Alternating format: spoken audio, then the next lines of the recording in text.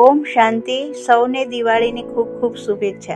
દિવાળી અમાવસના દિવસે આવે છે. અમાવસના દિવસે કોઈ કામ કરવામાં આવતું નથી, પરંતુ દિવાળી એક એવી અમાવસ છે જેને શુભ માનવામાં આવે છે અને નાના મોટા અમીર ગરીબ બધા આ તહેવાર ખૂબ જ હર્ષ ઉલ્લાસથી મનાવે છે. દિવાળીના આગલા દિવસે કાળી ચૌદસ આવે છે, જેમાં ભૂતની પૂજા થાય છે.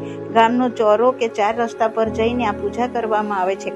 ઘણા ખરા લોકો તો ઘરનો કચરો પણ ચાર રસ્તા પર જઈને મૂકી આવે છે અને માને છે કે ઘરમાંથી કલેશ કંકાસ દૂર થાય અને ભૂતોની વિદાય થાય. દિવાળીના દિવસે ઘરમાં રોશની કરવામાં આવે છે અને દીપ પ્રગટાવવામાં આવે છે. તેની સાથે આપણે આપણા અંતર્મનમાં પણ સારા વિચારોનો એક જ્ઞાન દીપક પ્રગટાવીએ, જે આપણા મનને ઉજ્યાલાથી ભરી દે, જેથી એક દિવસ નહીં પણ હરરોજ આપણા ઘરે ખુશીઓની આનંદની દિવાળી થાય. પછી આપણે નવા કપડાં પહેરીએ છીએ અને તે કપડાં આપણે કેટલો સમય પહેરીએ છીએ. સાંજ પડતા તેને ઉતારી દઈએ છીએ, કારણ કે ભારે હોય છે અને જે બોજવાળા લાગે છે. પાછા આપણે રૂટીન કપડામાં આવી જઈએ છીએ. નવા કપડાં પહેરવામાંના નવા સારા વિચારોને આપણા મનમાં ધારણ કરવા. જેટલા સારા વિચારો ધારણ કરશો તેટલું આપણા મનને હલકું અનુભવ કરીશું.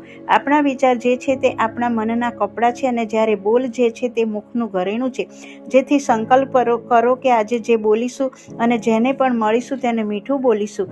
દુનિયામાં કહેવત છે કે કડવું બોલવાવાળાનું તો મધ પણ વેચાતું નથી, જ્યારે મીઠું બોલવાવાળાનું મરચું પણ વેચાઈ જાય છે. તો ચાલો આપણે એકબીજાને પ્યારથી, સારા વિચારોથી, મીઠું બોલીને, ખુશીથી એકબીજાને નવા વર્ષની શુભકામના પાઠવીએ. ઓમ શાંતિ.